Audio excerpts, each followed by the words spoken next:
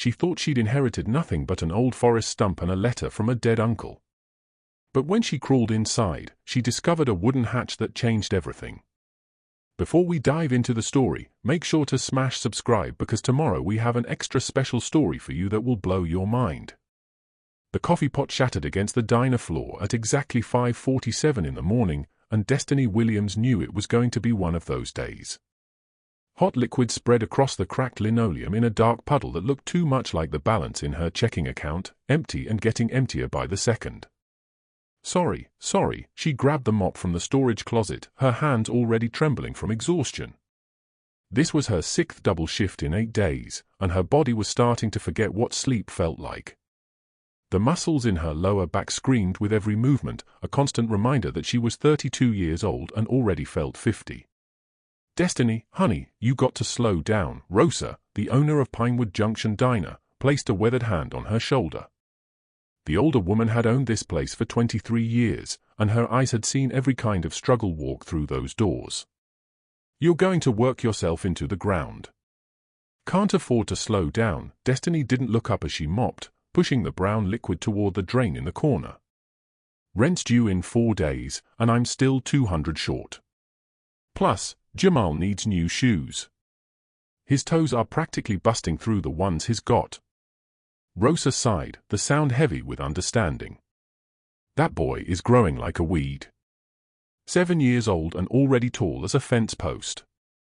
8, next month, Destiny straightened, dumping the dirty water into the industrial sink.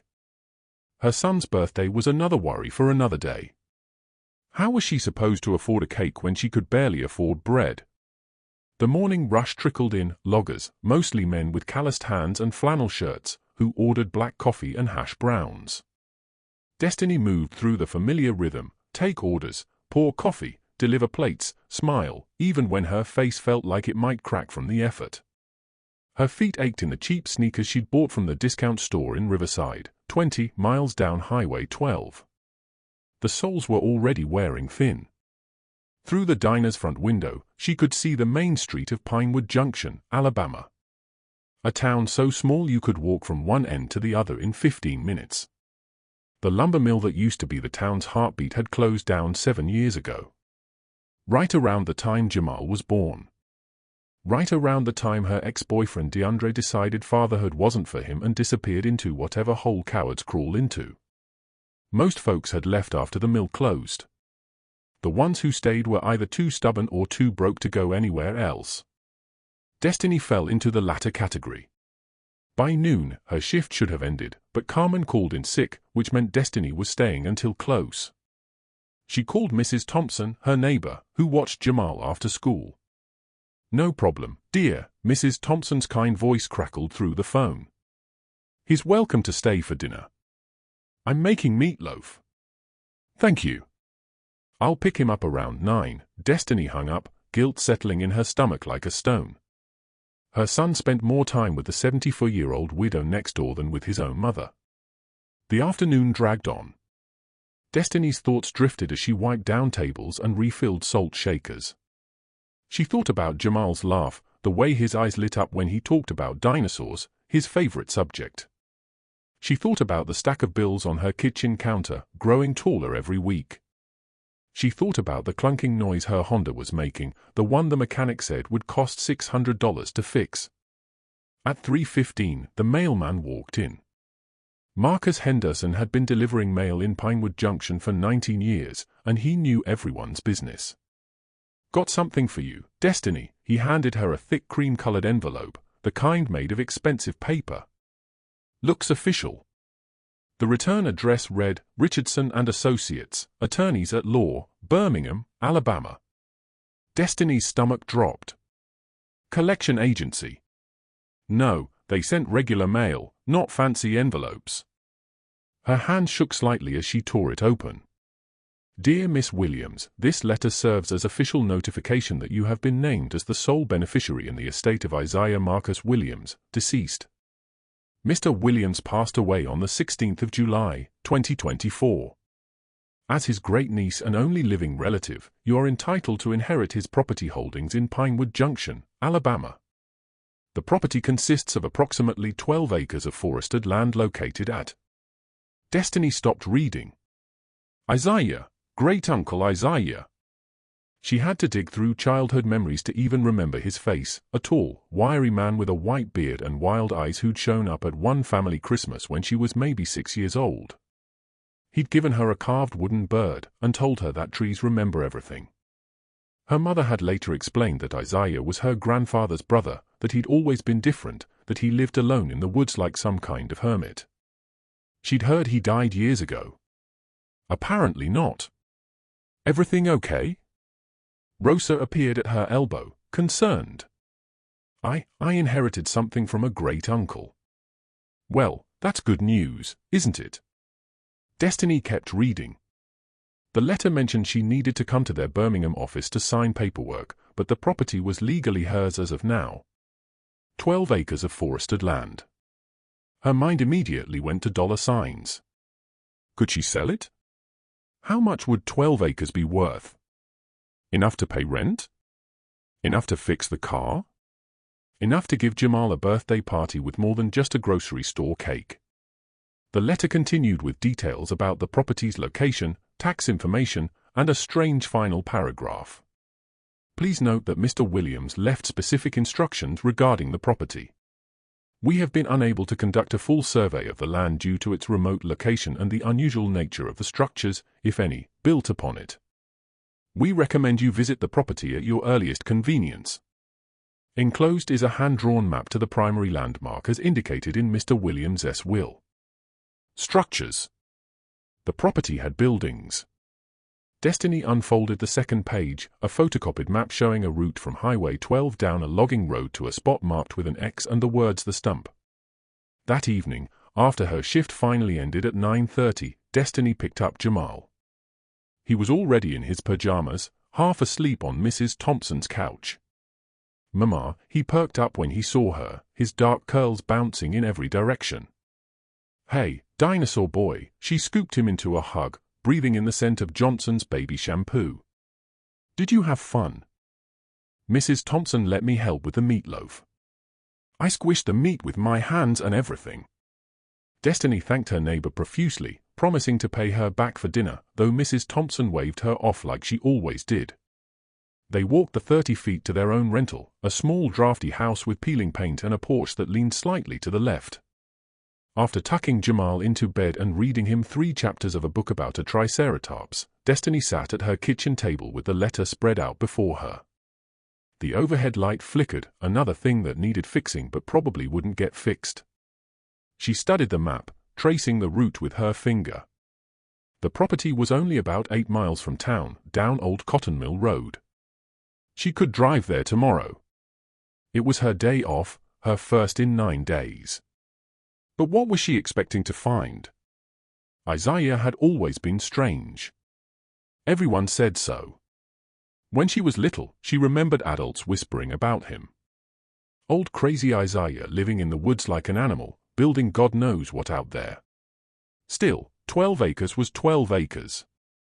Even if it was worthless forest, someone might buy it. Destiny barely slept that night. Her mind spun with possibilities and worries in equal measure. At 6 o'clock in the morning, she gave up on sleep and made coffee. By 7, Jamal was awake and demanding pancakes. "We're going on an adventure today," she told him as she flipped pancakes on the stove. The batter thin because she'd stretched it with extra water. "What kind of adventure?" His eyes went wide. "We're going to look at some land that belonged to your great-great-uncle Isaiah." "What's a great-great-uncle?" "Someone from a long time ago in our family. He lived in the forest like a bear." Destiny smiled. "Sort of like a bear." They set out at 8:30 in the Honda, which thankfully started on the 3rd try. Destiny followed Highway 12 north, then turned onto Old Cotton Mill Road, a rutted dirt path that hadn't seen maintenance in years. The car bounced and groaned over potholes and washboard sections. Trees pressed in on either side, pine and oak trees that stretched up toward a gray sky. October in Alabama meant rain was always threatening. "Are we there yet?" Jamal asked for the 4th time. "Almost." According to the map, she needed to watch for a fallen log with a red X painted on it. She almost missed it, but at the last second spotted the faded red mark. She turned onto what was barely a path, more like a suggestion of where a road used to be. Branches scraped against the Honda's sides, and Destiny winced, hoping she wasn't adding new paint job to her list of things she couldn't afford. After another quarter-mile of careful driving, the path ended in a small clearing. Destiny parked and turned off the engine.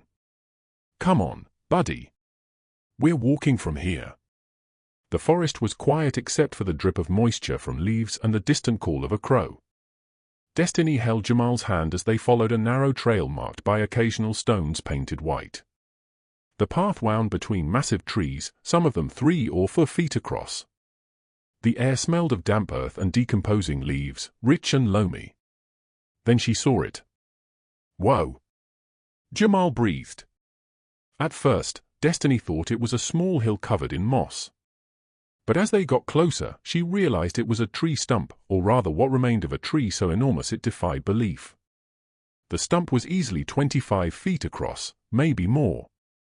The wood was weathered to silver gray, carved by time and rain into ridges and valleys. Moss covered most of it in a thick carpet of green, and small ferns grew from cracks in the surface. "How big was the tree?" Jamal whispered. "Old, I don't know." "Huge, like hundreds of years old." They walked around it. And that's when Destiny saw the door. It wasn't like any door she'd ever seen. Carved directly into the side of the stump, it stood about 6 feet tall and 4 feet wide, made of the same silvered wood, intricately decorated with carvings that looked like roots or veins or rivers, organic patterns that seemed to flow across the surface. An iron handle, black with age, protruded from the center. "Is someone living in the tree?" Jamal asked. Destiny approached slowly, her heart hammering. This was Isaiah's doing. It had to be. She reached out and touched the carvings. They were smooth under her fingers, worn by weather, but clearly crafted with incredible skill. Some of the patterns seemed to form words or symbols she didn't recognize. She pulled the handle. The door resisted at first, swollen from moisture, but then swung inward with a groan of wood on wood. Cool air rushed out, carrying the scent of earth and something else, something ancient and green and alive. "Stay close to me," Destiny told Jamal, pulling out her phone and turning on the flashlight. The doorway opened into darkness. Destiny stepped inside, sweeping the light around. The beam revealed a space about 8 feet across, circular, with walls made entirely of wood, smooth, polished wood that gleamed in the light. But it wasn't flat wood. The walls were carved from the tree's interior, following the natural curve of the growth rings. And in the center of the floor was another door. This one, horizontal, set into what looked like a wooden platform. No, not a door. A hatch. Destiny knelt beside it, brushing away a layer of dust and dead leaves that had blown in over time. The hatch had another iron handle, and carved into the wood around it were words. "What grows below holds more than roots." "Mama, I don't like this," Jamal whispered, pressed against her side. Destiny didn't like it either, but curiosity and the desperate hope that this might somehow solve her problems pulled her forward. She grabbed the handle and lifted. The hatch was heavy but balanced on hinges that barely squeaked. Below was a spiral staircase carved from the same seamless wood descending into darkness. The steps looked solid, though each one was worn smooth in the center from use. "We're going down." Jamal's voice was very small. "Just a quick look. If it's scary, we'll come right back up. Deal?" "Deal." Destiny went first, testing each step before putting her full weight on it. The stairs spiraled down, around and around, the walls pressing close. Her phone's light revealed intricate carvings everywhere, animals, trees, rivers, mountains, all flowing together in an endless pattern. The air grew cooler as they descended. But it wasn't the cold of a cellar. It was the cool of deep earth, of places where the sun never reached, but life still somehow existed. After what felt like forever, but was probably only 30 seconds, the stairs ended. Destiny stepped into a room and froze. "Oh my God," she whispered. The space was vast, far too large to be underneath just the stump. The room was circular, at least 40 feet across, with a ceiling that rose to a dome 20 feet above. But the most incredible thing was the material. Every surface, walls, floor, ceiling, was made of wood, not planks or boards, but solid, continuous wood, carved and shaped from what must have been the tree's entire root system. The walls followed organic curves, swelling and narrowing like the inside of a living organism. Root-like structures arched across the ceiling like the ribs of a cathedral, and from these hung what looked like crystals. No, not crystals. Destiny looked closer. They were pieces of clear amber, dozens of them, and they glowed with a soft golden light that illuminated the entire space. "How is it glowing?" Jamal asked, pointing up. Destiny had no idea. The amber pieces weren't connected to any wires or electricity. They just glowed. The room was furnished sparsely. Against one wall stood a workbench covered in tools, chisels, saws, planes, all arranged neatly. Shelves carved directly into the walls held books, jars, and boxes. A simple bed frame made of branches lashed together sat in one corner, though the mattress had long since rotted away. A table and 2 chairs occupied the center of the room, and on the table were journals. 5 of them, bound in leather, stacked neatly. Destiny walked over on trembling legs. Dust covered everything, suggesting no one had been here in years. She picked up the top journal and opened it. The handwriting inside was neat, careful, the writing of someone who had time and took pride in the act of putting pen to paper. June 3, 1989. The root house is finished. 27 years I've worked on this place, and today I carved the final panel in the great room. My hands are old now, gnarled as the roots I've shaped. But the work is done.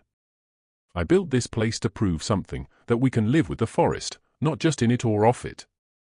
Every inch of this house came from one tree, the ancient one that was already dying when I found her. Instead of letting her rot or watching some company cut her up for lumber, I gave her new purpose. Her roots go down 140 feet. I followed them all. I carved chambers from her body, turned her decay into dwelling. My brother called me crazy. The whole town did, but they don't understand. This isn't madness. This is legacy. Destiny flipped through more pages, skimming entries about construction techniques, about the amber pieces. Apparently, they were sap deposits from the ancient tree, somehow preserved and crystallized, about Isaiah's philosophy of returning wealth to the land. Then she found an entry that made her blood run cold. August 19, 1992. They came again. The ones who hunt silver by blood.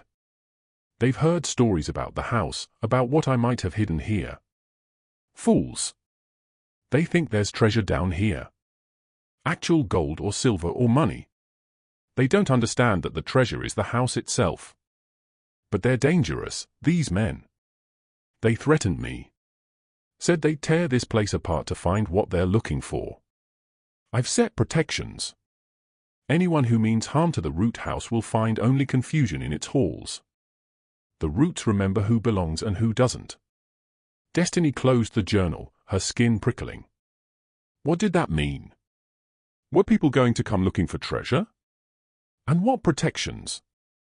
She looked around the room again, seeing it with new eyes. This wasn't just a weird hobbit hole in the woods. This was, she didn't even have words for what this was. Art, architecture, magic. Mama, look, Jamal had wandered to one wall where he discovered a door, or rather an opening covered by a curtain made of woven willow branches. Destiny pushed through the curtain and found another room, smaller, with more shelves and more boxes. This appeared to be storage.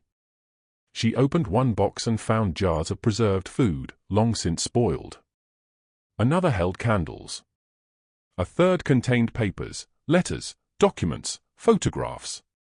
One photograph showed a younger Isaiah standing in front of the stump, grinning broadly, holding a saw. On the back was written, "Beginning the work." May 15, 1962. He'd started this more than 60 years ago. He'd spent most of his adult life building this place. Destiny and Jamal explored further. The root house had 5 rooms in total, all connected by curved corridors that followed the old root channels. There was the great room where they'd entered, 2 smaller rooms that might have been bedrooms or workshops, a room that held shelves of books and more journals, and a strange chamber at the very end that was entirely empty except for a single root that descended from the ceiling to disappear into the floor. The root was as thick as Destiny's thigh, smooth and polished, and around it someone, Isaiah presumably, had carved words in a spiral, from seed to soil to seed again. The circle turns, what was taken must be given, what was given will return. It's like a church, Jamal said quietly, his voice echoing slightly in the empty chamber. Yeah, Destiny agreed. It is. They returned to the great room. Destiny sat at the table and began reading the journals more carefully. Isaiah's entries spanned decades. Some were technical, describing how he'd treated the wood to prevent rot, how he'd engineered ventilation shafts that drew fresh air down through hidden channels. Others were philosophical, rambling thoughts about humanity's relationship with nature, about the loss of old-growth forests, about remembering what came before. And then there were the warnings. March 3, 1997. I'm not long for this world. The doctors say my heart is giving out. I've made arrangements for this place to go to family, to Destiny specifically. She's young now, just a child. But I've seen something in her, a kind of gentleness, a listening quality. She'll understand what this place means, or she'll learn to understand it. But I must warn her, there are still people who think there's treasure here. They'll come looking. They must not destroy the house. The protections I've laid will hold if the house is respected. But if someone comes with violence, with intent to tear apart what I've built, the roots will respond. The roots will respond. Destiny set the journal down, goosebumps rising on her arms. What did that mean? She looked around at the curved walls, the roots embedded in every surface. Was Isaiah suggesting the house itself was somehow alive, or was he just a crazy old man who'd spent too many years alone? Mama, I'm hungry, Jamal announced, breaking her thoughts. Destiny checked her phone. No signal this deep, but it was already 1 o'clock. They'd been down here for over 2 hours. Let's get lunch in town. Then we'll figure out what to do about this place. They climbed back up the spiral stairs, emerging into the cool afternoon air. The journey back to the car felt surreal, like they were leaving another world. On the drive back to Pinewood Junction, Destiny's mind raced. The property was hers. The root house was hers. But what did that even mean? Could she sell it? Would anyone want to buy a weird underground house in the middle of the woods? Even if they did, would that be wrong? Isaiah had clearly put his whole life into creating this place.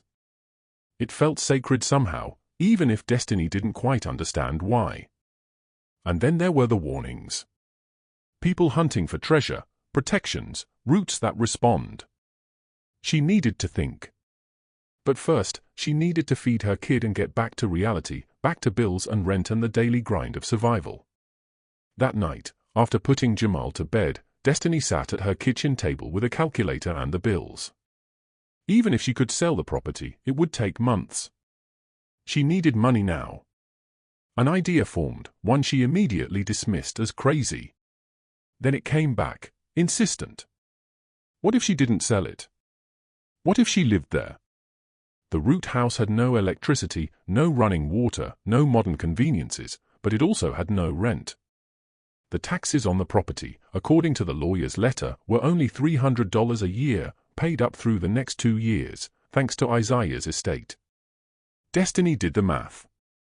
Her current rent was $750 a month, $9,000 a year. If she lived in the root house, even temporarily, she could save that money, maybe fix the car, maybe get ahead for once instead of drowning. It was insane. Live in a hole in the ground with an 8-year-old. No electricity, no plumbing. But people had lived without those things for thousands of years, and the root house was dry, safe, even beautiful in its strange way. She thought about it all night, turning the idea over and over. By morning, exhaustion and desperation had merged into something like determination. She'd at least try it, just for a little while, just to see if they could make it work. That evening, Destiny packed a bag with clothes, blankets, food, and water. She told Mrs. Thompson she was going to spend a few days at the property to assess its value. She didn't mention the underground house carved from tree roots, because how do you even begin to explain that? They arrived at the root house just as the sun was setting, painting the forest in shades of gold and amber. Destiny had brought battery-powered lanterns, sleeping bags, and a camping stove. She felt like a crazy person, dragging her kid into the woods to sleep in a tree stump. But Jamal seemed excited about the camping adventure. The amber lights in the great room glowed brighter as darkness fell outside, somehow sensing the need for illumination. Destiny set up their sleeping bags on the smooth wooden floor. She heated canned soup on the camping stove. They ate by lantern light, their voices echoing softly in the domed space. "Are we going to live here?" Jamal asked, slurping his soup. "Maybe, for a little while. Would that be okay?" He considered this seriously. "Can I bring my dinosaur books?" "All of them?" "Then, okay." That night, Destiny lay in her sleeping bag, staring up at the amber lights in the ceiling. They pulsed very slightly, like a heartbeat or breathing. The house was so quiet, no traffic sounds, no neighbors' TVs, no sirens in the distance, just silence and the occasional creak of wood settling. She was almost asleep when she heard it, a scraping sound, like something moving behind the walls. Destiny sat up, heart pounding. She grabbed her flashlight and pointed it at the walls. The sound came again, a slow, deliberate scraping, moving from one side of the room to the other. "Mama," Jamal's voice was small, frightened. "It's okay." Probably just the house settling, but her voice shook. The scraping continued, circling the room. Destiny watched in frozen horror as one of the root-like structures embedded in the wall seemed to shift slightly, the wood rippling like water. Then, as suddenly as it started, the sound stopped. The house fell silent again. Destiny didn't sleep much that night. She lay awake, listening, watching the walls for any sign of movement. But nothing else happened. Just that one moment of inexplicable sound, of impossible movement. In the morning light filtering down through the ventilation shafts, the root house looked perfectly normal, solid. Still, Destiny checked the walls where she'd seen the rippling. The wood was hard, unmoving, as it should be. Her mind was playing tricks, but deep down she knew what she'd heard, and she remembered Isaiah's words. The roots will respond. The root house was listening, and it was not empty after all. Destiny woke to the sound of rain drumming against the earth above. The amber lights in the ceiling glowed softly, their pulsing rhythm now almost comforting. 3 days had passed since that first strange night, and she'd heard nothing else. No scraping, no movement in the walls. Maybe she had imagined it. Maybe exhaustion and stress had conjured monsters where there were none. Jamal was still asleep in his sleeping bag, curled up like a pill bug, his dinosaur book tucked under his arm. Destiny stood quietly, her back aching from sleeping on the floor. She needed to make this place more livable if they were really going to stay. The wooden floor was beautiful, but hard as concrete. She'd already made several trips back and forth from their rental house, hauling supplies in the Honda. Blankets, clothes, food, dishes, Jamal's toys. Mrs. Thompson thought she was crazy, but the old woman had helped anyway, packing boxes and loading the car without judgment. "Sometimes we got to do strange things to survive," Mrs. Thompson had said, patting Destiny's hand. "Lord knows I've done my share." Destiny had given notice on the rental. The landlord hadn't cared. He already had someone else lined up, a family moving in from Georgia looking for cheaper living. Everything in Alabama was cheap compared to Georgia. Now standing in the great room of the root house, Destiny made a mental list. First priority, make the space comfortable. Second, figure out the water situation. She'd been hauling jugs from town, but that wasn't sustainable. Third, explore the rest of the property. See if there was anything else useful. She spent the morning cleaning, sweeping decades of dust from the corners, wiping down the carved shelves. The workbench held tools that were old but well-made, solid steel with wooden handles worn smooth by Isaiah's hands. She found a box of sandpaper and decided to smooth down a rough patch on the floor where Jamal had gotten a splinter.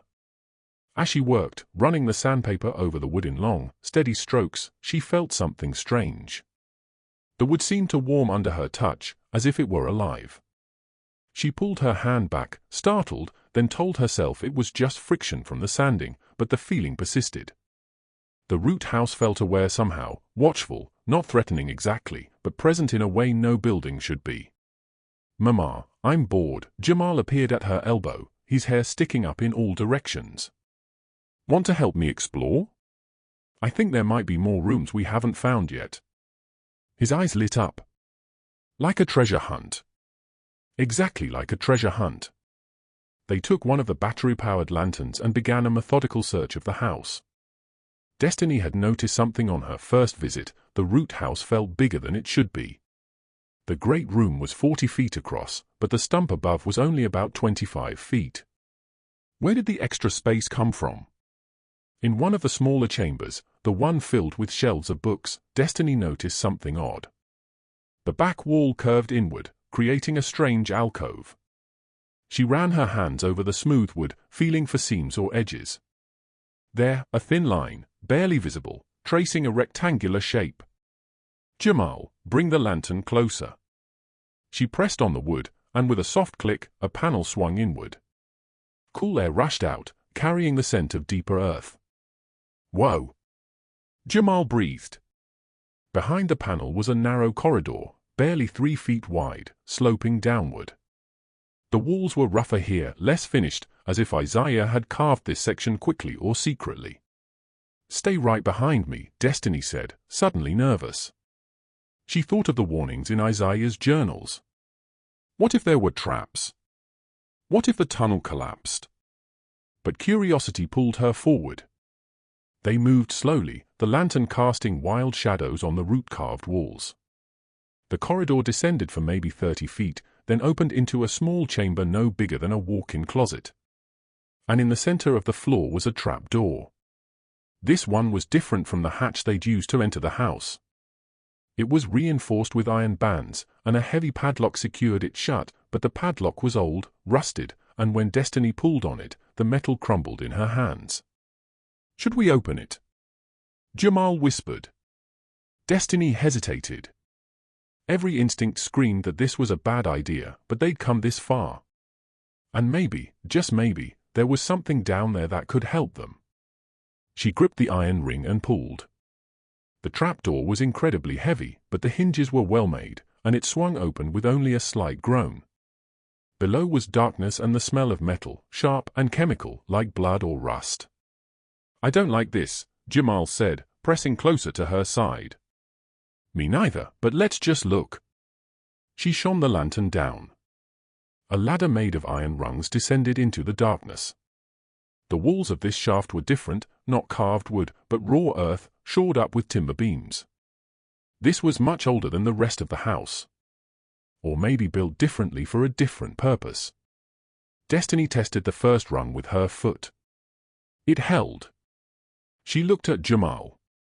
"You need to stay here. I'm going down alone." "No, don't leave me." She'd never heard such fear in his voice. Destiny knelt, hugging him tight. "Okay, we go together. But you hold on to me the whole time. Understand?" He nodded, tears in his eyes. Destiny descended first, moving slowly, testing each rung. Jamal came after, his small hands gripping her shoulders. The descent wasn't far, maybe 15 feet, before Destiny's feet touched solid ground. She swept the lantern around and gasped. They were in a chamber carved from earth and stone, roughly circular, about 12 feet across. The ceiling was low, just inches above Destiny's head, supported by thick wooden beams that looked ancient. But what made her gasp were the chests, 5 of them, massive oak boxes reinforced with iron bands and corners. Each one was roughly 4 feet long, 3 feet wide, and 3 feet deep. They sat against the walls like sleeping animals, their surfaces covered in a thin layer of dust and moisture. Destiny approached the nearest chest slowly, as if it might wake up and bite her. There was no lock, just a simple latch. She flipped it open and lifted the lid. The hinges screamed in protest, but the lid rose, and inside. "Holy God," Destiny whispered. Silver bars, bars of solid silver stacked neatly like bricks. Each bar was roughly the size of a brick, 2, maybe 10 inches long, 4 inches wide, 2 inches thick. They gleamed in the lantern light, untarnished by time, perfect and heavy and impossible. Destiny's hand shook as she lifted one. It was shockingly heavy, at least 25 pounds, and stamped on its surface in neat letters were the words U.S. Treasury. And below that, 1918 to 33. "Is that real silver?" Jamal asked, his voice hushed with awe. I don't know. It can't be. But it looked real. It felt real. Destiny opened the other chests one by one, her heart hammering so hard she thought it might burst. Each chest was full of silver bars, dozens of them. She tried to count but lost track. At least 30 bars per chest, maybe 40. 5 chests. That meant she couldn't do the math. Her brain had stopped working. Destiny sank to the ground, the silver bar still clutched in her hands. This couldn't be real. People didn't just find millions of dollars in silver buried under their property.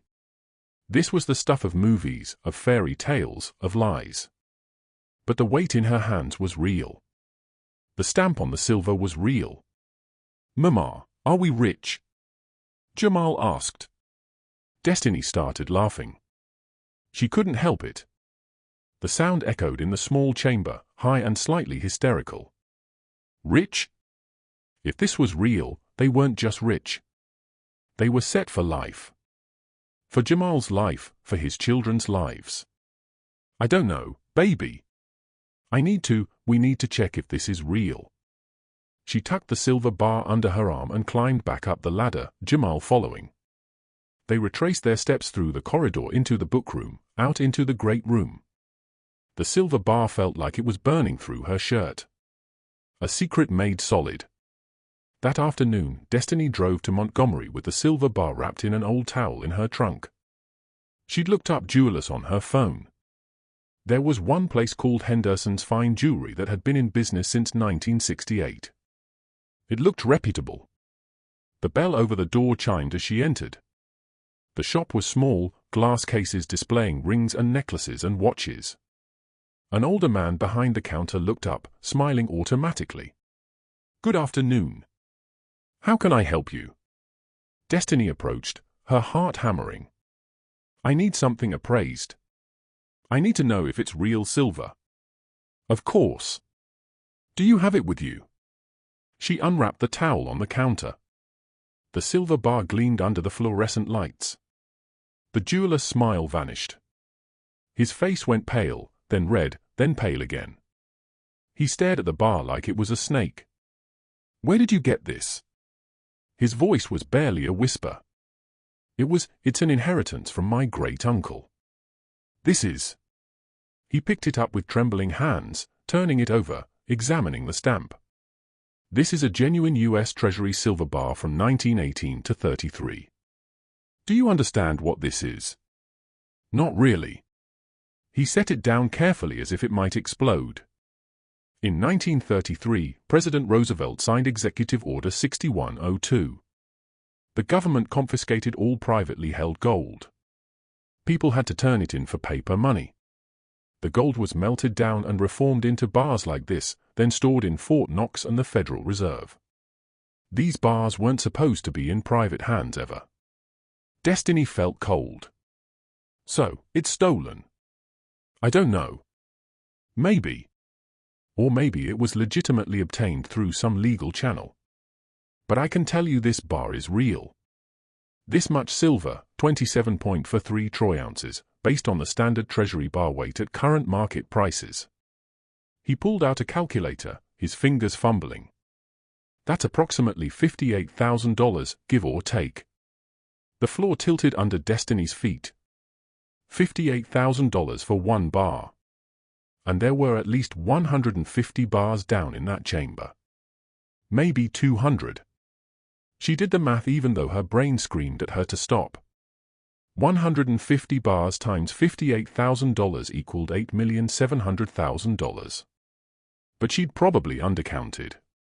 If there were 200 bars, $11.6 million. If there were more, closer to $210 million worth. Miss, are you all right? The jeweler was staring at her with concern. I'm fine. I need to think. I can give you a written appraisal if you'd like, and I strongly recommend you contact a lawyer and possibly the authorities. If this silver was obtained illegally. No. Destiny grabbed the bar, wrapping it back in the towel. No appraisal. Thank you for your time. She practically ran out of the shop, her mind spinning.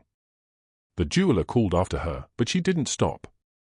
She threw the silver into the trunk and drove back toward Pinewood Junction, her hands gripping the steering wheel so tight her knuckles turned white. Think, she told herself. Think clearly. Isaiah had hidden the silver. That much was obvious. The question was, where had he gotten it, and who else knew about it? That evening, after putting Jamal to bed in the root house, Destiny returned to Isaiah's journals. She'd skimmed them before, but now she read carefully, looking for any mention of gold or silver or treasure. It took 3 hours, but she finally found it. An entry dated September 23, 1937. The silver is secured. 5 chests buried deeper than anyone will think to look. I took it from them because they had no right to it. Blood money from blood work. In 1931, I worked for the Crimson Valley Mining Consortium up in the Appalachian Range. They'd found silver, lots of it, and they needed loggers to clear the land around the mine. I saw what they did. Paid workers pennies while the owners got rich. When men complained, they got beaten or worse. When the forest burned, and it did burn because they were careless with lanterns and fires, they didn't care. Just more land cleared. The silver started disappearing from the mine in 1932. The owners blamed the workers, fired dozens of them, ruined their lives. But I knew the truth. The owners were skimming, hiding silver to avoid taxes and government confiscation when Roosevelt's order came through. They moved it to a private location somewhere in Birmingham. I followed them. I was always good at tracking, at moving quiet. I found where they'd hidden it in the basement of an abandoned warehouse near the river. 8 chests. I took 5, left 3 so they'd think it was just a partial theft so they wouldn't tear the whole city apart looking. Did I steal? Yes, but from thieves, men who'd stolen from workers, from the land, from the future. I brought the silver here to the root house and buried it in the chamber I'd carved for exactly this purpose. Let it rest in the earth. Let it return to what it should have been, wealth, lying quiet, harming no one. If they come for it, they'll find nothing. The root house protects what's hers. Destiny closed the journal, her heart pounding. Isaiah had stolen the silver from criminals. Yes, but stolen nonetheless, which meant if anyone found out. She thought of the jeweler's face. His shock, his suggestion that she call the authorities. Had he recognized the serial numbers? Would he report it? Paranoia crept up her spine like a spider. She went to the entrance of the root house and climbed the spiral stairs, emerging into the night. The forest was dark, the trees looming like sentinels. Rain fell softly, pattering on the leaves. And there, at the edge of the clearing, maybe 100 yards away, was a light. Not a flashlight. Vehicle lights. Headlights, dimmed but visible through the trees. Destiny's blood turned to ice. Someone was out there watching. She ducked back into the stump, pulling the carved door closed behind her. Her hands shook as she descended the stairs. Should she wake Jamal? Should they run? But run where? The only vehicle she had was the Honda, and it was parked right out in the open. Think. She grabbed her phone. No signal. Down here. She'd already learned that. She'd have to go back up to call for help. But call who? The police? And tell them what? That someone was watching her property where she had hidden $210 million in stolen silver? Destiny stood in the great room, breathing hard, trying to calm down. Maybe it was nothing. Maybe someone had just pulled off to the side of the road. Maybe it was hunters or teenagers. But she didn't believe that. She thought of Isaiah's warnings. They came again. The ones who hunt silver by blood. Were they back? After all these years? Destiny made a decision. She woke Jamal gently, whispering that they needed to be very quiet. She packed a bag with essentials, food, water, flashlights, a knife from the kitchen. Then she led him to the deepest chamber, the one with the single route descending from ceiling to floor. "We're going to play a game," she whispered. "We're going to be very, very quiet, like we're hiding from dinosaurs. Can you do that?" Jamal, still half asleep, nodded. They curled up together in the corner of the chamber behind the massive root. Destiny turned off all the lights except for one small flashlight, which she kept pointed at the ground, and they waited. Hours passed. Destiny's legs cramped. Jamal fell back asleep, his head on her lap. The amber lights in the ceiling dimmed to almost nothing, as if the house itself was holding its breath. Then she heard it. Footsteps above. In the stump. Someone had opened the door. Destiny's heart hammered so loud she was sure whoever it was could hear it. The footsteps moved around the entrance chamber, then paused. The hatch creaked open. Someone was descending the spiral stairs. Destiny held Jamal tighter, praying he wouldn't wake, wouldn't make a sound. The footsteps reached the bottom of the stairs, entering the great room. There were two people, she could tell by the different rhythms of their steps. Heavy boots. Men probably. "This place is crazy," a voice muttered. Young male with a rough edge. Like something out of a horror movie. "Shut up and look for it," the second voice was older, harsher. "It's here. Has to be. Old man wouldn't have gone to all this trouble for nothing. They were looking for the silver." Destiny heard them moving through the rooms, opening boxes, shuffling through papers. One of them found the journals. "Hey, look at this. Diaries or something. Anything useful." Sounds of pages turning. Lot of crazy talk about trees and roots. And wait. September 1937. The silver is secured. 5 chests buried deeper than anyone will think to look. It's here somewhere deeper. We tore up the other rooms. Didn't find a damn thing. Then there's another chamber. Has to be. Look for more doors, hidden panels, anything. Their search grew more frantic. Destiny heard the sound of tools they'd brought, crowbars or hammers. They were pulling at the walls, prying at the floor. The sound echoed through the root house, violent and wrong. And then the house responded. It started as a low vibration, like the hum of distant machinery. The amber lights flickered, then blazed bright, almost blinding. The temperature dropped suddenly, breath misting cold. "What the hell?" One of the men's voice rose in fear. The vibration grew stronger. Destiny felt it through the floor, through the walls, through her bones. And then the wall started moving. She could see it even from her hiding place. The root-carved walls rippling like water, undulating, shifting. The organic patterns carved into the wood seemed to writhe, to reach out. The men were screaming now. "It's alive! Jesus Christ! The walls are moving! Get out! Get out!" Their footsteps pounded toward the stairs, but the walls had narrowed the corridors, making it hard to pass. Destiny heard one of them fall. Heard something crack, bone or wood. She couldn't tell. "Help me! It's got me!" Destiny couldn't see what was happening, but she could hear it. The sound of wood creaking, groaning, tightening. One of the men was sobbing, begging. Then the sounds moved up the spiral stairs and faded. Silence fell. The vibration stopped. The walls settled back into their original positions. The amber lights dimmed to their normal soft glow. Everything was still.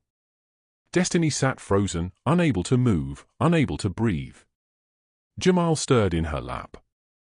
"Mama," he whispered. "What was that?" "I don't know, baby." But that was a lie. She knew exactly what it was. Isaiah had been right. The root house was alive in some way Destiny couldn't understand, and it protected what was hers. She waited another hour before carefully making her way back to the great room. The journals were scattered on the floor, but otherwise everything looked normal. No sign of the intruders except muddy boot prints leading to the stairs. Destiny climbed up, her legs shaking.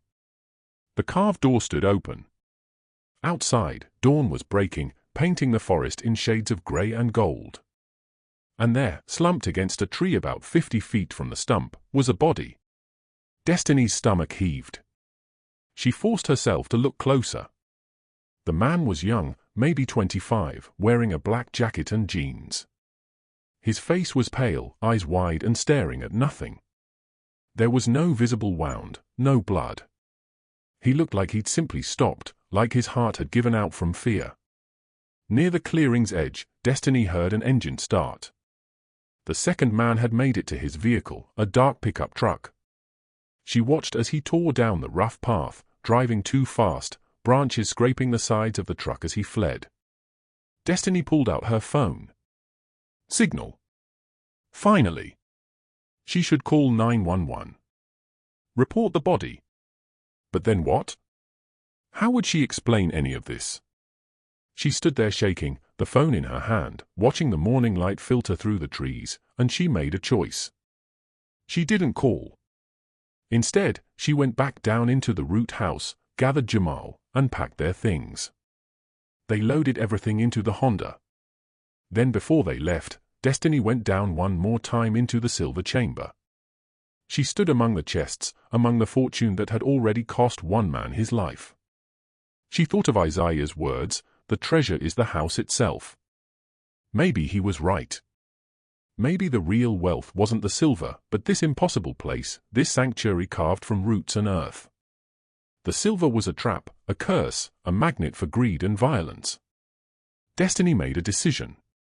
She closed the trap door over the silver chamber, then hauled furniture over it, the heavy workbench, boxes of books. She hid the entrance to the corridor behind a tapestry she found in one of the storage rooms. Let the silver stay buried. Let it rest.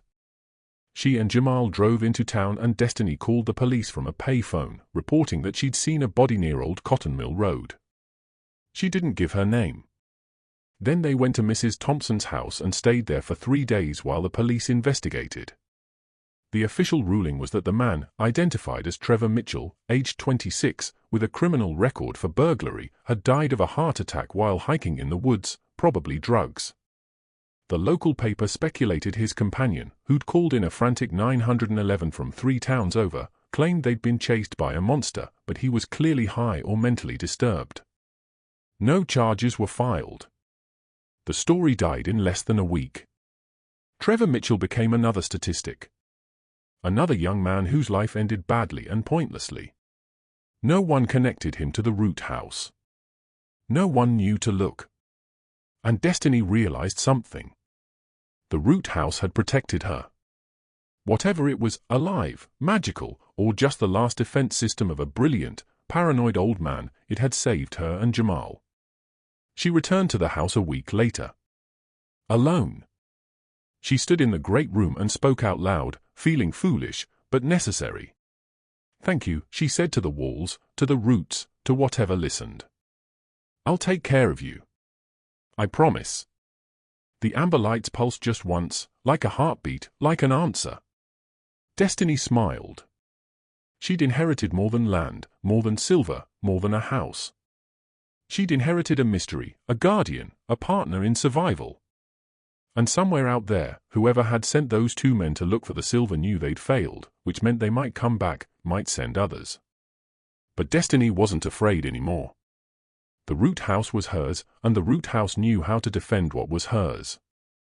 What happens next will turn this quiet inheritance into a battle for survival, revealing a truth buried deeper than silver itself. Stay tuned to see what happens next.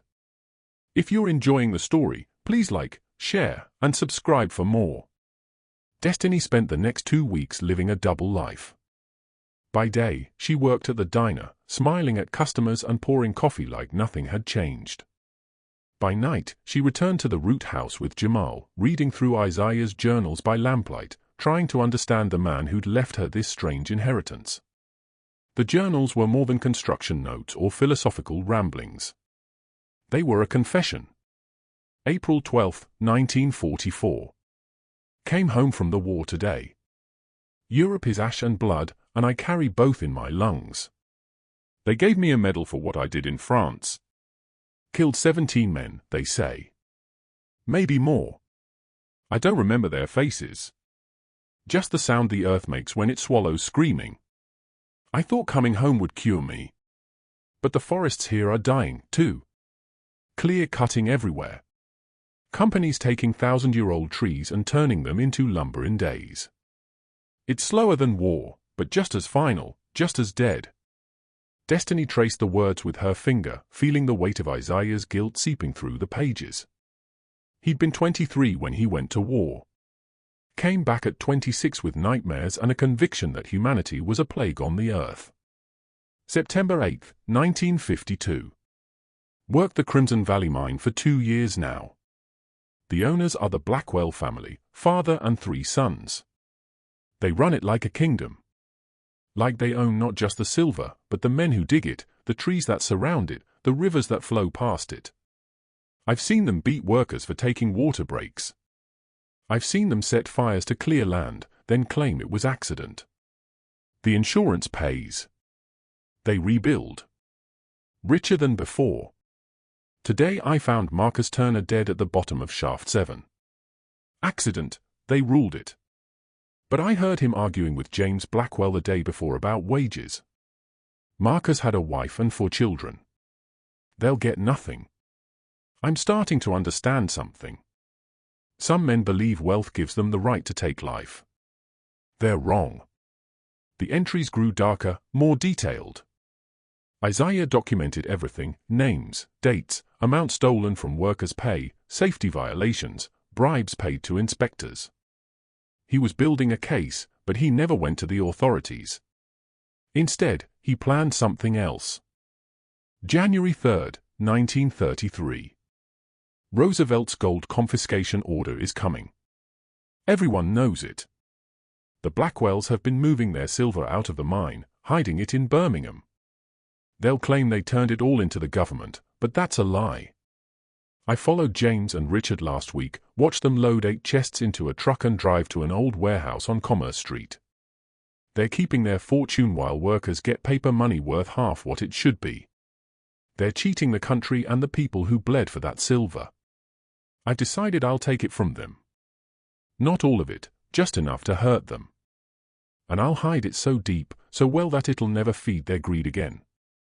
Destiny closed that journal and opened another dated 1937. This one detailed the actual theft, how Isaiah had watched the warehouse for weeks, learning the patterns of the night watchman. How he'd broken in on a foggy March night and hauled 5 chests one by one to a truck he'd borrowed from a friend who worked night shifts and never asked questions. March 28, 1937. It's done. 5 chests buried in the chamber beneath the root house. The other 3 I left. Let them think it was outside thieves. Just a random burglary. The Blackwells raged. They tore Birmingham apart looking. They hurt people, accused people, ruined lives, but they never found it. I should feel guilty. Maybe I do. But every time I think about that silver sitting in the earth instead of funding their empire, I sleep a little better. The silver doesn't belong to man. It belongs to the earth until the right heart finds it. Destiny read that line 3 times. The right heart. Had Isaiah thought she would be the one to find it? Or was he just hoping whoever inherited the root house would understand what he'd done? She thought about the silver sitting in the chamber below, bars worth tens of millions of dollars by today's prices. She thought about what she could do with that money: pay for Jamal's education, buy a real house, never worry about rent or bills again, maybe even help others in Pinewood Junction. People like her who work themselves to exhaustion just to survive. But she also thought about the man who died against the tree, his eyes wide with terror. The silver was cursed, not by magic, but by history, by greed, by the violence it attracted. She needed to know more about the Blackwells. Were they still around, still looking? The next morning, Destiny drove to the Pinewood Junction Library, a small building that was only open 3 days a week, run by a volunteer named Dolores, who was at least 80 years old. "I'm looking for information about the Crimson Valley Mining Consortium," Destiny explained. "Anything from the 1930s or 40s. Dolores's eyes lit up. "Oh, historical research. Let me see what we have." She returned with 3 dusty boxes of newspaper archives, microfiche, and Old Town records. Destiny settled at a table and started reading. The Crimson Valley Mine had operated from 1928 to 1951 when it finally ran dry. The Blackwell family, Robert Blackwell and his 3 sons, James, Richard, and Thomas, had owned it. They'd been wealthy, powerful, and by all accounts, ruthless. Several newspaper articles detailed labor disputes, accusations of unsafe working conditions, and mysterious fires that destroyed union organizing efforts. But what caught Destiny's attention was an article from 1938. Blackwell family reports major theft. Birmingham, March 15, 1938. The Blackwell family, prominent mine owners, reported to police that a significant quantity of silver was stolen from a private warehouse last year. Robert Blackwell stated that the theft occurred in March of 1937, but was only recently verified during an audit. The family is offering a substantial reward for information leading to recovery of the stolen property. So they had reported it eventually, but the article said nothing about the amount stolen or whether any suspects were identified. Destiny kept digging and found a follow-up article from 6 months later. Blackwell theft case remains unsolved. Despite extensive investigation, Birmingham police have made no arrests in the Blackwell silver theft case. The family has hired private investigators to continue the search. Robert Blackwell stated, "This theft represents not just a financial loss, but a violation of trust and order. We will not rest until justice is served." The trail went cold after that. Destiny found occasional mentions of the Blackwell family in business sections. They diversified after the mine closed, investing in timber, real estate, and later technology. The last mention she found was from 2015. An obituary for Richard Blackwell Jr., son of one of the original brothers, who died at age 92. So, the family was still around, still wealthy, probably still bitter about the silver that was stolen 3 generations ago. Destiny returned the archives to Dolores and stepped outside into cool October air. A black sedan was parked across the street, expensive looking, out of place in a town where most people drove pickups or aging Hondas. 2 men in suits sat inside, one of them talking on a phone. Destiny's instinct screamed danger. She walked quickly to her car, not running, running would show fear, and drove back toward the root house. In her rearview mirror, she saw the black sedan pull out and follow, staying several car lengths back. Her heart hammered. They were watching her. But who were they? She didn't drive straight to the root house. Instead, she went to Mrs. Thompson's where Jamal was spending the afternoon. The sedan drove past slowly, the men inside watching but not stopping. "Everything all right, dear?" Mrs. Thompson asked as Destiny practically fell through the door. "Fine, just, can Jamal stay here tonight? I need to handle something." "Of course, but Destiny, you look pale." "Are you sure?" "I'm sure." "Thank you, Dot." Destiny waited until dark, then drove to the root house using a back route, an old fire road she'd discovered while exploring the property. She parked a quarter-mile away and hiked in, carrying a flashlight and a hammer she'd taken from Mrs. Thompson's tool shed. The moment she approached the clearing, she knew something was wrong. The carved door hung open. Muddy footprints led inside, fresh, probably from earlier today. Destiny's blood ran cold. Someone had been here, was possibly still here. She descended the spiral stairs slowly, every nerve screaming to run. The great room was ransacked. Journals scattered. Shelves pulled away from walls. The workbench overturned. They'd been searching for something. For the silver. Destiny checked every room. Empty. But in the bookroom, she found something that made her stomach drop. The tapestry she'd hung to hide the corridor to the silver chamber had been torn down. The hidden panel stood open. They'd found it. Destiny ran down the corridor, her flashlight beam bouncing wildly. The trap door to the silver chamber stood open. The furniture she'd piled on it shoved aside. She climbed down the ladder. The chests were still there, still closed, but one had been opened, and several silver bars were missing. Maybe 10 or 15. Whoever had been here couldn't carry much, but they'd taken enough to know the silver was real, and they'd be back for the rest. Destiny climbed out and noticed something else, tracks in the dust leading to a part of the chamber she hadn't explored carefully. There, hidden behind a support beam, was another opening, smaller, barely 3 feet high, but definitely a passage. She had to crawl through, her claustrophobia screaming. The passage was only about 10 feet long before it opened into another small chamber. This one carved from solid bedrock. And inside were metal filing cabinets, old and rusted, but still intact. Destiny opened the first drawer. Inside were ledgers, accounting books dated from 1932 through 1936. She flipped through pages filled with neat columns of numbers. These were the Crimson Valley Mine's real books. The ones they didn't show auditors. One column labeled Wages Paid. Another labeled Wages Actually Given. The difference was staggering. Workers were being paid less than half what the books claimed. Another ledger documented bribes. Paid Inspector Morrison $500. Paid Sheriff Davies $200. Paid County Commissioner Allen $1,000. This was evidence, proof of everything Isaiah had written about in his journals. He hadn't just stolen the silver, he'd stolen the proof of their crimes. But why keep it? Why not turn it over to authorities? Destiny found the answer in a letter tucked into the last ledger. It was addressed to whoever finds this and signed by Isaiah. If you're reading this, you found the silver and the evidence. I kept both for the same reason. Insurance. The Blackwells are powerful. If I tried to expose them while I was alive, I'd have disappeared.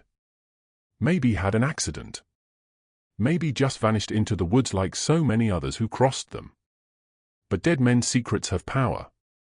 If they ever find the silver, they'll find this, too. And if they try to claim it, these ledgers will destroy them. Theft, fraud, bribery, murder, it's all here. The statute of limitations may have passed for prosecution, but these records would ruin the family's reputation, destroy their business deals, end their empire. Use this however you see fit. But remember, the silver is blood money. It was stolen from the earth by the Blackwells. Stolen from workers. Stolen from the future. I stole it back. Now it's yours. Do better than all of us did. Destiny carefully photographed every page of every ledger with her phone. Then she took the letter and 2 of the ledgers, tucking them into her backpack. She needed help, but who could she trust? That night, back at Mrs. Thompson's, Destiny researched journalists in Alabama. She needed someone who did investigative work, someone who couldn't be bought or scared off. She found a reporter named Maya Reeves who worked for the Birmingham Tribune and had written exposés on corporate corruption and white-collar crime. Destiny sent an encrypted email through a service she'd looked up, laying out the basics: stolen silver, historical corporate crimes, evidence hidden for decades. She didn't give her name or location, just asked if Maya would be interested in the story. The response came within 2 hours. Very interested. Can we meet? They arranged to meet at a coffee shop in Montgomery in 2 days. Destiny felt a flicker of hope. Maybe she could expose the truth, clear Isaiah's name, and figure out what to do with the silver without getting killed in the process. The next morning, Destiny was at the diner when two men walked in. They were the ones from the black sedan, late 40s, expensive suits, confident smiles. They sat at the counter and ordered coffee. "Beautiful town," one of them said to Destiny as she poured. He had silver hair and a smile that didn't reach his eyes. "Very peaceful, historic." "We like it," Destiny said carefully. "We're with Southern Heritage Restoration," the other man added. He was younger, darker hair, same predatory smile. "We help families preserve historic properties and estates. We heard about the Williams property, your great-uncle's land. Remarkable story. Very interesting history." Destiny's hand shook slightly as she set down the coffee pot. "How did you hear about that?" "Oh, these things get around.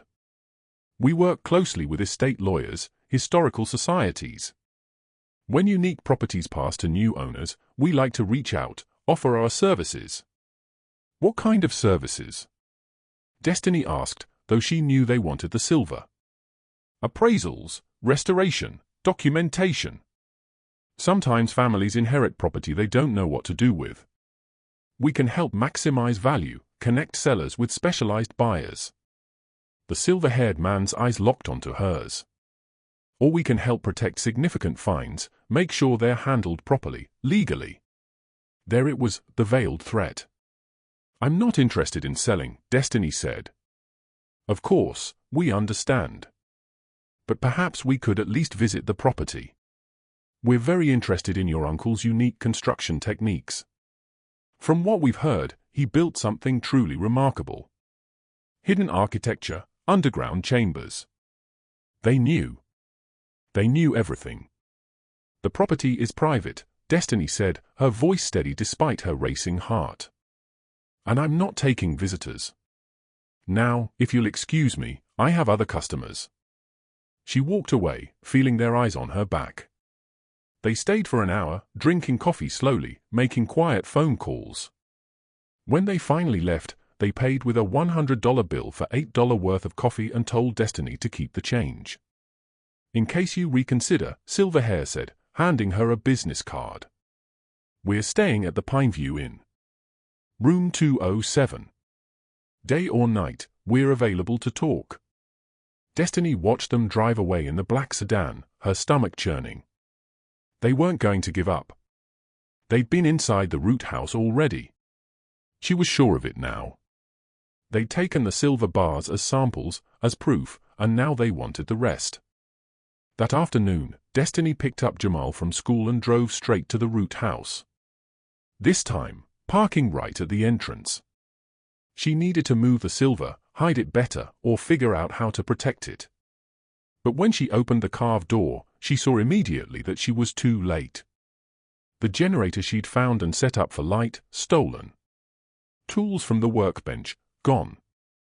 Even some of Isaiah's journals were missing. And spray painted on the wall of the great room in red letters 3 feet high. "We know what you have. It's ours. Leave it and go." Destiny stood frozen, Jamal clutching her hand. "Mama, who wrote that?" "Bad people, baby. People who want things that don't belong to them." She made a decision. They couldn't stay here tonight. It wasn't safe. But she also wasn't giving up. This was her property, her inheritance. And if those men thought they could scare her away, they were wrong. Destiny spent the rest of the afternoon setting traps. She'd learned from her years working on cars, mechanical thinking, problem solving. She rigged tripwires made from fishing line connected to cowbells in the trees. She marked safe paths through the woods with subtle blazes only she would recognize. She loosened boards on the stairs leading down into the house, not enough to collapse, but enough to creak loudly if someone put weight on them. Then she took Jamal back to Mrs. Thompson's and drove to her meeting with Maya Reeves. The coffee shop was busy, filled with college students and freelancers on laptops. Maya sat in the corner, 30-ish, black hair in a tight ponytail, sharp eyes behind wire-frame glasses. She wore jeans and a leather jacket and looked like someone who didn't scare easily. Destiny sat down and handed her a folder, copies of the ledgers, Isaiah's letter, a timeline she'd written out. Maya read in silence for 10 minutes. Then she looked up, her eyes bright with interest. This is incredible. If it's authentic. It's authentic. I can show you the originals. The Blackwell family is still around. They own Southern Cascade Enterprises, real estate, timber, tech investments worth about $700 million. This would ruin them. Prove their entire fortune was built on theft and corruption. That's what I'm hoping. Maya studied her. Why are you doing this? Why not just take the silver and disappear? Destiny thought about that. Why wasn't she doing exactly that? It would be easier, safer. Because my great-uncle spent his life protecting that silver, protecting the truth. Because people died in that mine. People who never got justice. And because I have a son, and I want him to grow up in a world where doing the right thing matters. Maya smiled, the first genuine warmth Destiny had seen from her. Okay, I'm in. But I need to see the originals. Photograph everything. Verify. The coffee shop door crashed open. Silver hair and dark hair stood in the doorway, their eyes scanning the room until they locked onto Destiny. Go, Destiny whispered. Maya followed her gaze. Friends of yours? Opposite. Back door. Now. They stood together, moving quickly toward the restrooms. Behind them, Destiny heard Silverhair shouting, Mrs. Williams, we just want to talk. They ran through the back hallway, past the restrooms, and out the rear exit into an alley. Maya's car was parked nearby, a sensible Subaru wagon. Get in. Destiny dove into the passenger seat. Maya peeled out of the parking lot just as the two men emerged from the coffee shop. The black sedan was parked out front. But by the time they reached it, Maya had turned 3 corners and disappeared into residential streets. Who are those men? Maya demanded, driving fast but controlled. I don't know their real names. They claim to be from some heritage restoration company, but I think they're working for the Blackwell family. Or maybe they are Blackwells. They followed you here. Your phone. Destiny's blood went cold. I left it on. God, I'm so stupid. It's okay. We'll ditch it. Where's the original evidence? At the property, hidden. We need to get it tonight. Before they do. They drove back toward Pinewood Junction, stopping at a gas station where Destiny threw her phone in a dumpster. Maya gave her a burner phone from her glove box.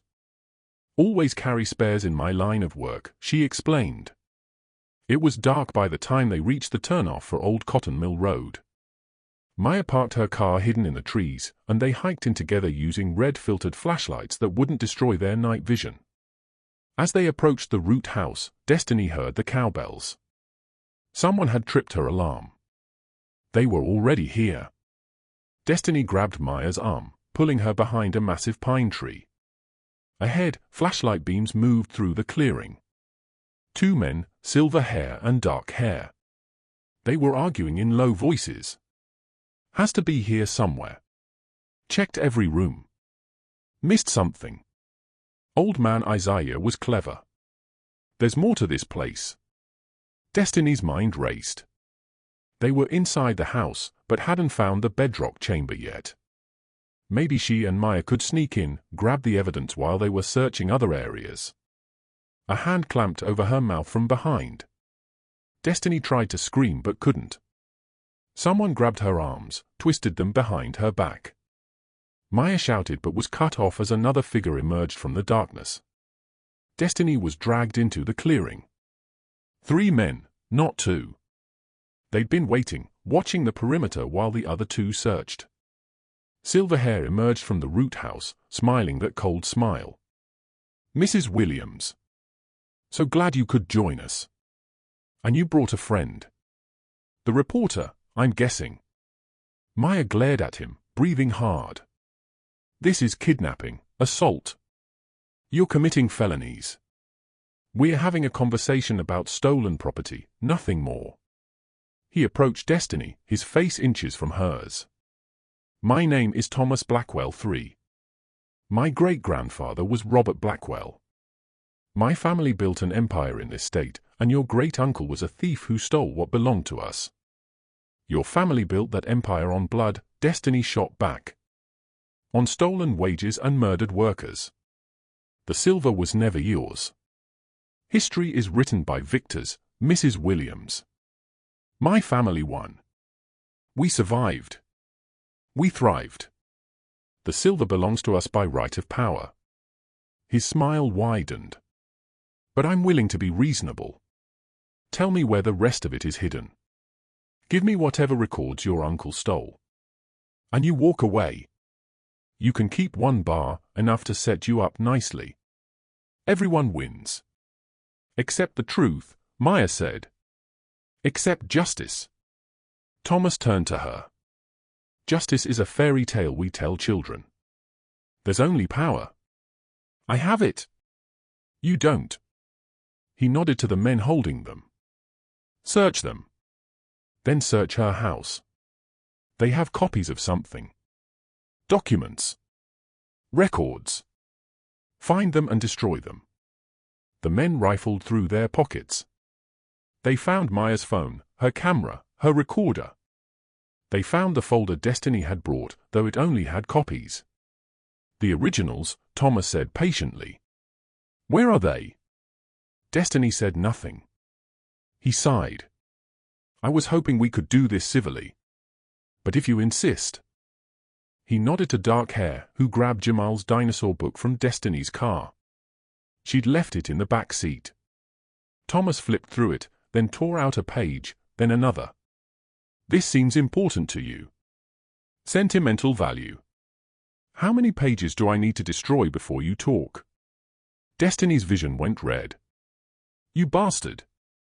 A sound split the night. A deep resonating groan like the earth itself was moving. It came from below, from the root house. Everyone froze. The ground trembled just slightly, but unmistakably. The amber lights inside the root house blazed brilliant gold, bright enough to illuminate the whole clearing. What the hell? One of the men holding Maya stumbled backward. The trembling increased. Trees swayed, and from the entrance to the root house, roots began to emerge. Not the carved dead roots, living roots, thick as cables, pushing through soil and wood, reaching outward like seeking fingers. Impossible, Thomas whispered. But it was happening. The roots moved with purpose, with intelligence. They wrapped around the feet of the men holding Destiny and Maya, tightening, pulling them down. The men screamed, trying to run, but the roots were too strong. Destiny grabbed Maya's hand. Run! They sprinted toward the tree line as chaos erupted behind them. The root house was collapsing or defending itself. Destiny couldn't tell which. The great stump shuddered. Pieces of the upper structure cracking and falling. The roots pulled the three men underground, their screams cutting off abruptly. Thomas and Dark Hair ran for the black sedan, but the roots found them too, erupting from the earth beneath the car, flipping it onto its side. Glass shattered, metal groaned. Thunder cracked overhead. A storm had rolled in, fast and violent October weather in Alabama. Rain began to fall, hard and cold. Destiny and Maya reached the trees, but Destiny stopped, turned back. Through the rain and chaos, she saw Thomas crawling toward the root house entrance. His leg caught in roots, but his arm reaching for something. The folder, the copies of the documents. No. Destiny ran back, sliding in the mud. She reached the folder first, grabbed it, clutched it to her chest. Thomas looked up at her, rain streaming down his face. You don't understand. That silver. It's all we have left. The company is failing. We're drowning in debt. That silver is our salvation. It was never yours, Destiny said. It was never about you. A massive root, thick as a tree trunk, erupted between them. It pushed upward, lifting a section of earth, revealing the entrance to the silver chamber below. Water poured in. Rain and groundwater rushing into the depths. No! Thomas screamed, trying to crawl forward, but the roots held him fast. The structure groaned. The hollow stump, weakened by age and the violence of the moving roots, began to collapse inward. Huge sections of wood crashed down into the chambers below. Destiny! Maya was screaming from the tree line. It's coming down! Move! Destiny ran. Behind her, she heard Thomas's final scream. Then the earth-shaking crash as the entire root house collapsed into itself. Hundreds of tons of wood and stone and earth fell into the chambers below, burying everything. The great room, the corridors, the silver chamber. Burying Thomas Blackwell. Destiny reached the trees just as the final section collapsed. Silence fell, broken only by the sound of rain and her own ragged breathing. Maya grabbed her shoulders. Are you okay, Destiny? Are you hurt? I'm fine. She looked back at what remained of the root house. Just a massive crater in the earth, filled with shattered wood and soil. The carved door was gone. The spiral stairs were gone. Everything was gone. Including the silver. Including the evidence. Destiny sank to her knees in the mud, clutching the wet folder. But it was just copies. The originals were buried under 50 feet of earth and timber. It would take months to excavate, if it was even possible. I'm sorry, Maya said softly. I know you wanted to expose them. Destiny shook her head. It's okay. Maybe it's better this way. They sat in the rain for a long moment. Then Destiny opened the folder, looking at the soggy copies inside. Some of the ink had run, but most was still legible. These are copies, Destiny said slowly. But they're dated copies. They have my signature, a notary stamp from before tonight. They'll serve as preliminary evidence. Maya's eyes widened.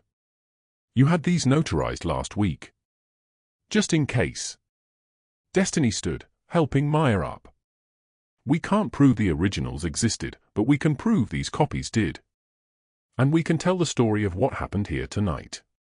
For men came to steal silver that wasn't theirs. The earth took them back. Maya was silent for a moment, then nodded. It's not perfect proof, but it's a start. Combined with what I can dig up about the Blackwell family, about the Crimson Valley mine, we might have enough to at least raise questions, tarnish their reputation. They hiked back to Maya's car, soaked and exhausted. Destiny looked back one last time at the place that had briefly been her home. The root house was gone, but maybe that was okay. Maybe Isaiah had always known it would end this way, returning to the earth, taking its secrets with it. Later, much later, back at Mrs. Thompson's, Destiny held Jamal tight and tried to explain what had happened without terrifying him. The house isn't safe anymore, baby. We can't go back. Is the silver gone? Destiny nodded. It's gone back into the earth. Good, Jamal said simply. It was scary silver. It made bad people come. Destiny smiled, kissed his forehead. You're right. It was scary silver. The next morning, Destiny called the police to report the collapse and the missing men. She told them partial truth, that men had come looking for rumored silver, that there had been a confrontation, that a storm had caused the old structure to collapse. Search and rescue teams spent 3 days at the site, but found nothing recoverable. The crater was too unstable, too dangerous. Eventually, they gave up. Thomas Blackwell III was declared missing, presumed dead. His companion, identified as Marcus Van, private security, was also declared missing. The 3 other men were never identified. Hired muscle who worked off the books. Ghosts with no paper trail. Maya's article ran 2 weeks later. The Blackwell legacy, new evidence suggests historic mining fortune built on theft and corruption. It cited Destiny's notarized copies along with Maya's own investigation into labor disputes and suspicious deaths at the Crimson Valley mine. The article raised questions, forced uncomfortable conversations, damaged the Blackwell family's reputation. It wasn't justice, not really, but it was something. Destiny and Jamal moved into a small apartment in Montgomery, closer to a better school. Destiny got a job at an auto repair shop that paid more than the diner. Life went on, simpler than before, quieter. But sometimes, late at night, Destiny thought about the root house, about the amber lights and the moving roots, about Isaiah's words. The treasure is the house itself. He'd been right. The treasure wasn't the silver. It was the sanctuary, the protection, the guardian that had saved her life. And somewhere under tons of earth and timber, the silver rested. Maybe forever. Maybe until the right heart found it again. Destiny hoped they never did. Some treasures were better left buried. 3 months after the collapse, Destiny stood at the edge of the crater with a team of structural engineers and archaeologists. The site had been declared historically significant after Meyer's article gained national attention, and the state had authorized a careful excavation, not to recover treasure, but to document what the article called one of the most remarkable examples of vernacular architecture in Southern history. The winter rains had filled the crater partially, creating a muddy pool that reflected the gray Alabama sky. But around the edges, you could still see pieces of the root house, sections of carved wall, fragments of the spiral staircase, root structures that had somehow maintained their integrity even as everything collapsed around them. "It's extraordinary," Dr. Sarah Chen, the lead archaeologist, said for the 10th time that morning. She was a small woman in her 50s with sharp eyes and careful hands. The construction techniques, the integration with the natural root system. "Your great-uncle was a genius." "Self-taught, you said." "As far as I know," Destiny replied. She'd told them everything, well, almost everything. She'd explained about Isaiah's journals, his philosophy, his skill as a carpenter and engineer. She'd mentioned the silver only vaguely, as rumors of hidden assets that had attracted the wrong kind of attention. The official story was simpler than the truth. Treasure hunters had caused the collapse while trespassing. One confirmed dead, Thomas Blackwell III, whose body they'd recovered in the first week of excavation. The others were presumed dead, buried under debris too unstable to safely retrieve. "Mrs. Williams," another voice called. Destiny turned to see Detective Morrison approaching, his boots squelching in the mud. He'd been assigned to investigate the deaths and had questioned her extensively. "I wanted to let you know we're closing the case. Ruled it accidental death during the commission of a crime, criminal trespass and attempted theft. The Blackwell family won't be pressing charges against you." They wanted to press charges. Destiny's voice rose. Morrison shrugged. "They tried. Claimed you were somehow responsible for their son's death, but given the circumstances, him trespassing on your property, the evidence of his family's criminal history that Miss Reeves published, their lawyers advised them to let it go. Bad optics." Destiny nodded, relief washing through her. She'd worried for months that somehow this would come back on her, that she'd lose Jamal, lose everything. But it seemed the truth, or at least a version of it, had protected her. "There's one more thing," Morrison said, lowering his voice. "We found something during the excavation. Dr. Chen wanted me to ask you about it." He led her to a top-covered area away from the main crater. Dr. Chen was waiting there with 2 graduate students.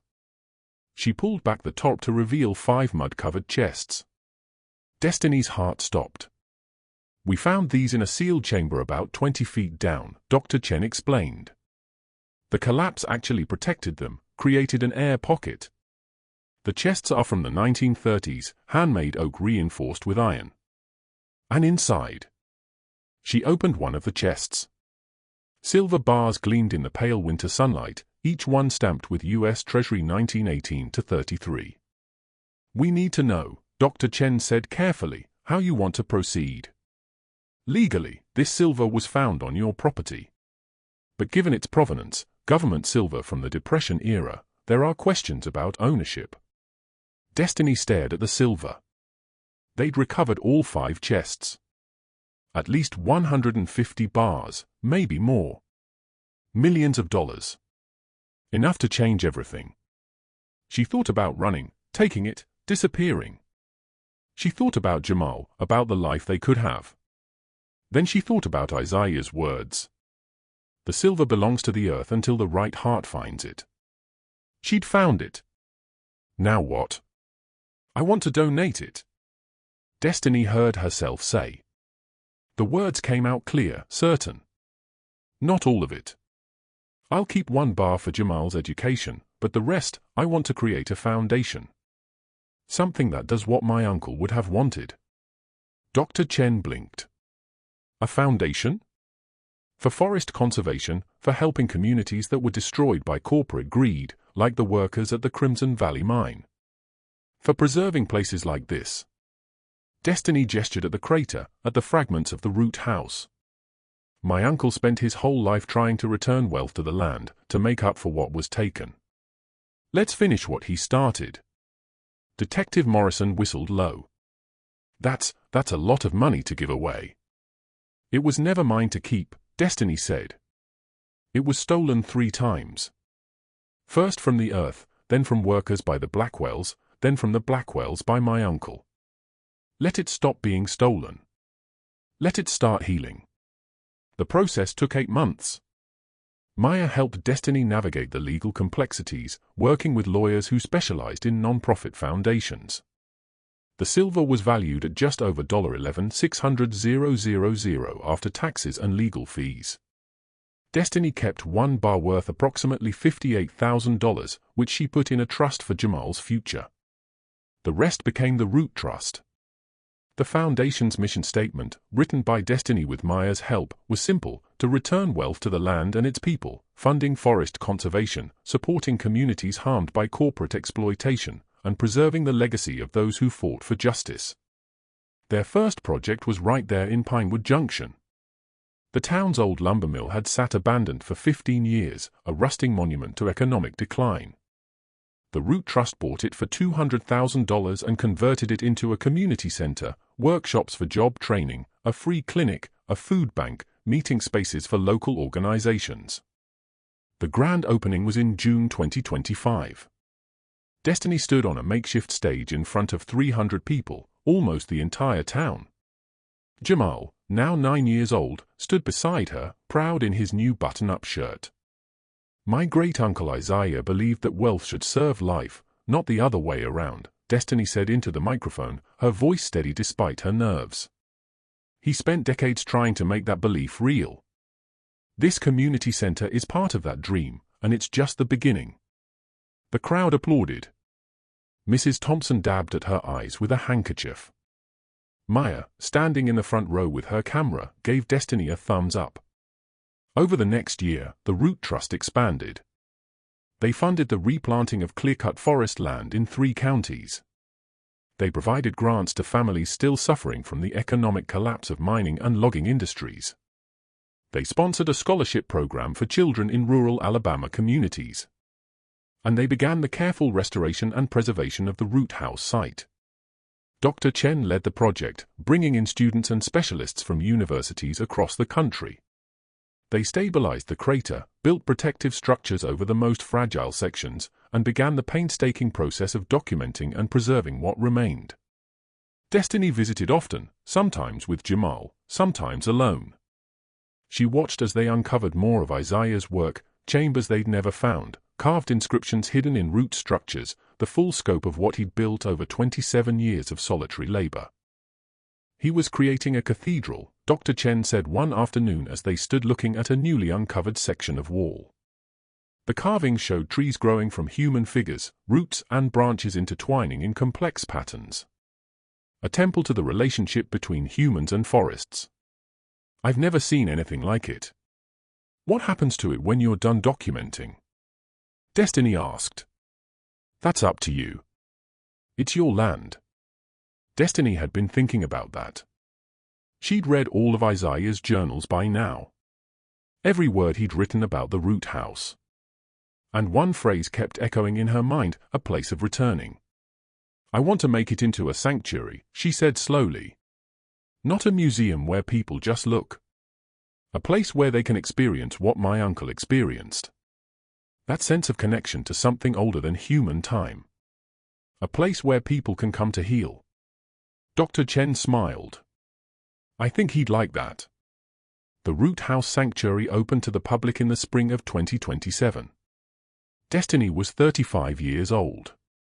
Jamal was 11, tall and thoughtful, still obsessed with dinosaurs, but now also fascinated by ecology and conservation. They'd rebuilt carefully, using Isaiah's techniques and philosophy as guides.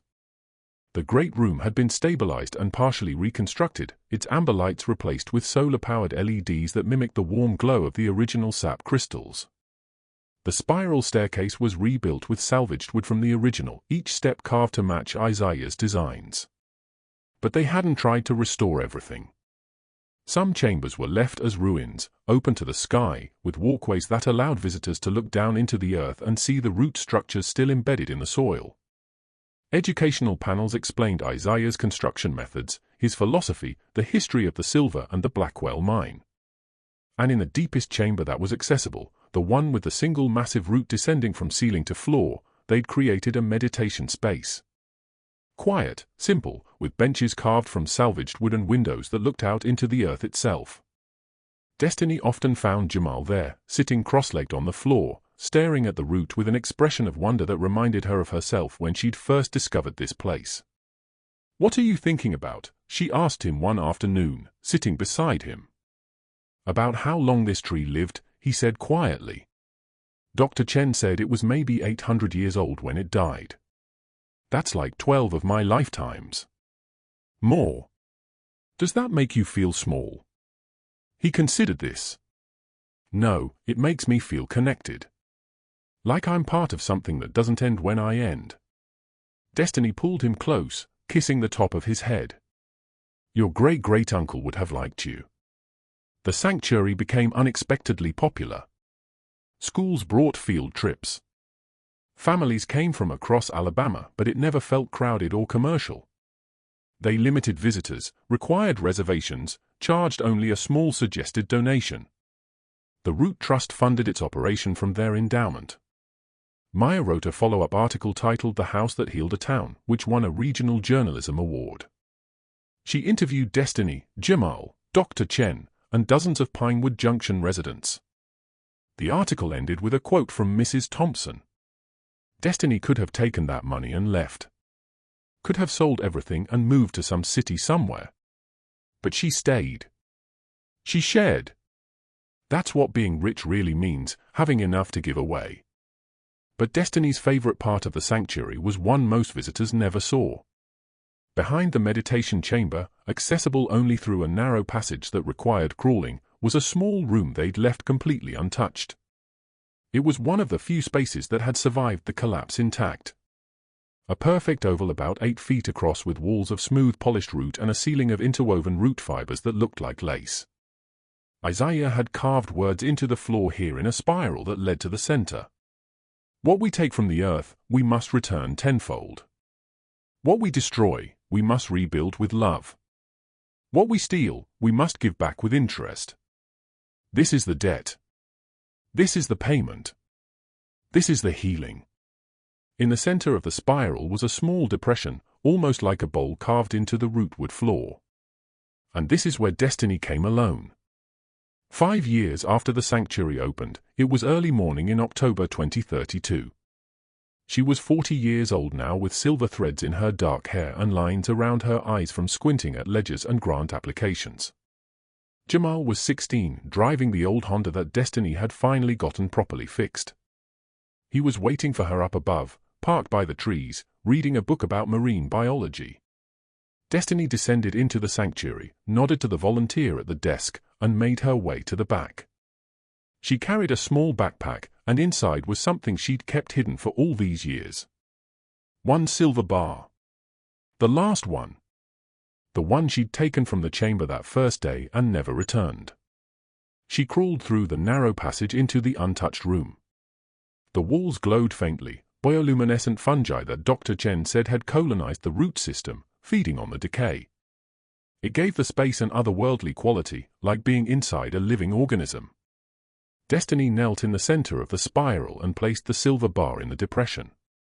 It fit perfectly, as if Isaiah had carved this space specifically for it. For this moment. "You were right, Uncle Isaiah," she whispered to the silent room. The silver belongs to the earth. The wealth was never in the metal. It was in what you built, what you protected, what you tried to teach us. She sat there for a long time, her hands resting on the cool silver, feeling the weight of it, the history. This bar had been forged 99 years ago in 1933 when the country was broken and desperate. It had passed through so many hands, government officials, Blackwell miners, Isaiah's careful fingers, the men who died trying to steal it. And now it was coming to rest.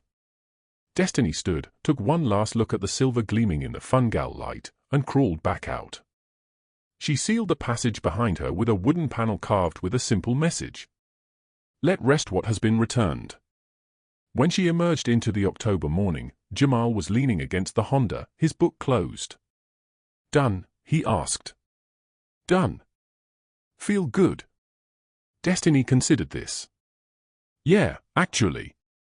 Yeah, it feels right. They drove back toward town, the windows down, cool forest air pouring in. The trees along Old Cotton Mill Road were ablaze with autumn color, golden yellow, burning orange, deep crimson. The morning sun broke through the canopy in shafts of pure light that looked solid enough to climb. Mom, Jamal said suddenly. I've been thinking about college. Yeah? I want to study forestry, maybe environmental law. I want to keep doing this, what you and the foundation are doing. What great-great-uncle Isaiah started. Destiny felt tears prick her eyes. She reached over and squeezed his hand. He'd be proud of you. I'm proud of you. I was thinking maybe I could work for the Root Trust someday. After I graduate. Baby, there will always be room for you. This is your legacy, too. They drove in comfortable silence for a while. Destiny thought about the long journey from that first day when she'd opened the lawyer's letter. A desperate single mother behind on rent, terrified of the future. She thought about finding the Root house, the silver, the journals, the men who'd come for the treasure, the collapse, the decision to give it away instead of keeping it.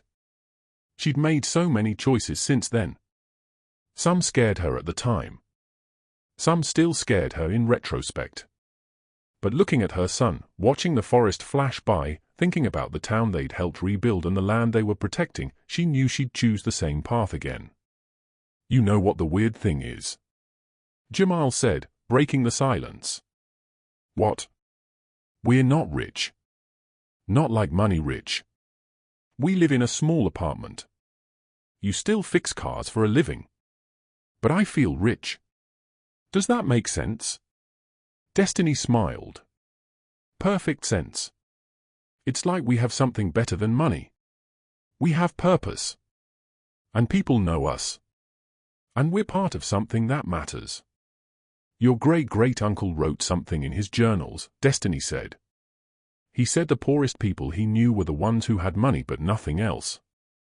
No connection to land, to community, to something bigger than themselves. He said real wealth was measured in relationships, in meaningful work, in the legacy you leave behind. Did he know he was going to leave all this behind? The house, the silver, the story. I think so. I think he built it all for exactly this. He was trying to teach us something. And it took me a while, but I finally learned it. They pulled into town, past the community center that was already busy with morning activities. Through the windows, Destiny could see people gathering for a jobs training workshop. Mothers with young children heading to the free daycare. Elderly folks meeting for their daily coffee group. All of it funded by silver that had been stolen, hidden, fought over, and finally returned to its true purpose, serving life. Destiny parked in front of the auto shop where she worked. She was the head mechanic now.